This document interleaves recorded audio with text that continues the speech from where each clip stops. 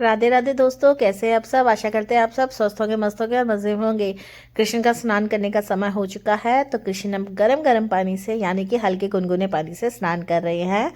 तो इनका स्नान ऐसा नहीं होता है जिस तरीके से आम स्नान होता है। इनके जल में हमेशा पवित्र नदी का पानी मिला होता है। हम कान्हा के जल में गंगा जल का उपयोग नहीं करते हैं, क्योंकि ये है मेरा भाव है। गंगा जल इसलिए नहीं उपयोग करते हैं क्योंकि कान्हा नारायण के चरणों को स्पर्श करके गंगा निकलती हैं। तो वो जो जल होता है, पवित्र जल, हम कान्हा के सर पे नहीं करते हैं। हम यमुना जी का और ज़्यादातर यमुना जी, गुलाब जल और किसी और नदी का, जैसे संगम नदी, त्रिवेणी नदी, इन नदियों का उपयोग कर जल उपयोग करके हम कान्हा को नहलाते हैं उनके जल में। गंगा जल सबसे पवित्र जल है, इसलिए हम उन्हें कान्हा के पास रखते हैं, उनके चरणों में रखते हैं गंगा मैया को, क्योंकि गंगा मैया नारायण के चरणों से होके गुजरती है। हरिद्वार में जो हर की पौड़ी का महत्व है वो यही है कि नारायण ने गंगा नदी में अपने चरण को धोया था। तो इसलिए ये हमारा भाव है। अगर आप किसी को कोई प्रॉब्लम है, कोई भी ऐसी चीज़ बुरी लगी है, तो उसके लिए हमें क्षमा कीजिए, पर ये हमारा भाव है। हम गंगा जल से ठाकुर जी को स्नान नहीं करवाते हैं।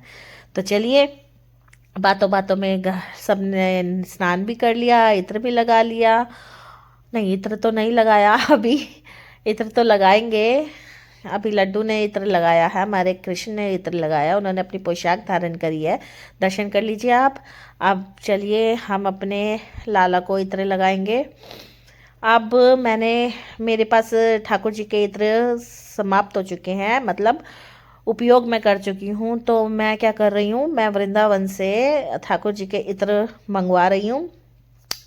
एक है हमारे वहाँ पे जानने वाले, जब भी मुझे कुछ ज़रूरत होती है, या तो मैं केली कुंज से मंगवा लेती हूँ, या फिर मैं, एक है बाके बिहारी कुंज गली में ही एक शॉप है जिसका नाम मैं आपको बता दूंगी अगर आपको चाहिए होगी। वहाँ पे उच्च क्वालिटी के और बिना केमिकल फ्री इत्र मिलते हैं, और वो बहुत ही पवित्र इत्र होते हैं। वह स्वयं बाके बिहारी जी उस शॉप के इत्र को धारण करते हैं।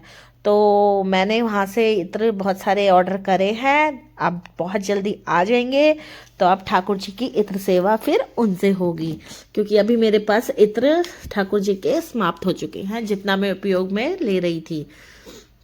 क्योंकि ठाकुर जी को इत्र में रहना बहुत पसंद है, इत्र सेवा बहुत पसंद है, महकना बहुत पसंद है। तो ठाकुर जी की हर पोशाक में, हर चीज़ में इत्र ही इत्र आता है। तो हमारे इत्र फिर जल्दी भी ख़त्म हो जाते हैं। तो चलिए, लाडो ने भी अब जल्दी से अपने स्नान कर लिया, इत्र सेवा ले ली। अब लाडो भी पोशाक धारण करेगी। अब सर्दियाँ जैसे जैसे बढ़ रही है अपनी चरम सीमा पे, अब और थोड़े वक्त में जब ये होली ख़त्म होएगी, या होली से पहले अगर श्री जी ने चाहा तो मैं वृंदावन ज़रूर जाऊंगी, नहीं तो होली के बाद ज़रूर मैं जाऊंगी। क्योंकि इस टाइम इतनी भीड़ होती है, इतनी भीड़ होती है। ऐसा नहीं है कि श्री जी मेरी वहीं बैठी है, श्री जी तो मेरे पास भी है। ये मेरी लाडो रानी और क्या है, मेरी श्री जी तो है स्वयं। मैं इनको छोड़ के फिर उस त्योहार पे वृंदावन नहीं जा सकती। मेरा मन नहीं मानता कि किसी भी त्योहार पे मैं धाम पर पहुंचूं, क्योंकि धाम पे जो श्री जी हैं, हमारे बाके बिहारी जी हैं, वो तो है ही, उनसे ही सब कुछ है। पर जो उनके स्वरूप में सबके घरों में है, तो तीज और त्योहारों पे मेरा ये मानना है पर्सनली, उनको छोड़ के नहीं जाना चाहिए, उनकी सेवा में रहना चाहिए।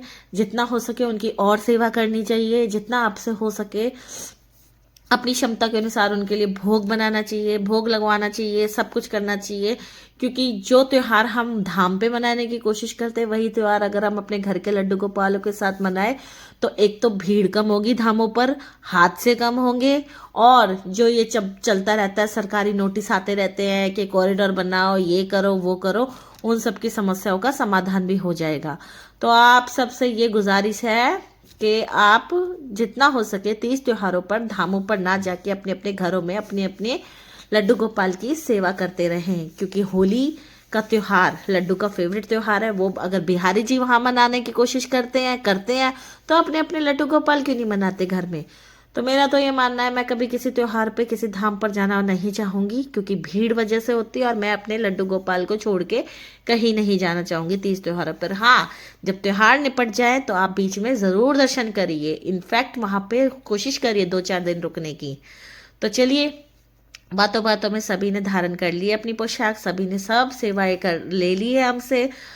तो इसी बीच में हमने आपने खाटू श्याम जी के भी दर्शन कर लिए। तो चलिए, हम आपको जल्दी ही मिलते हैं अपनी नेक्स्ट वीडियो में। वीडियो कैसी लगी है प्लीज़ बताइएगा ज़रूर, और कमेंट सेक्शन में राधे राधे ज़रूर लिखा कीजिए। जितना आप राधे राधे लिखेंगे उतने आपके कष्ट कम होंगे।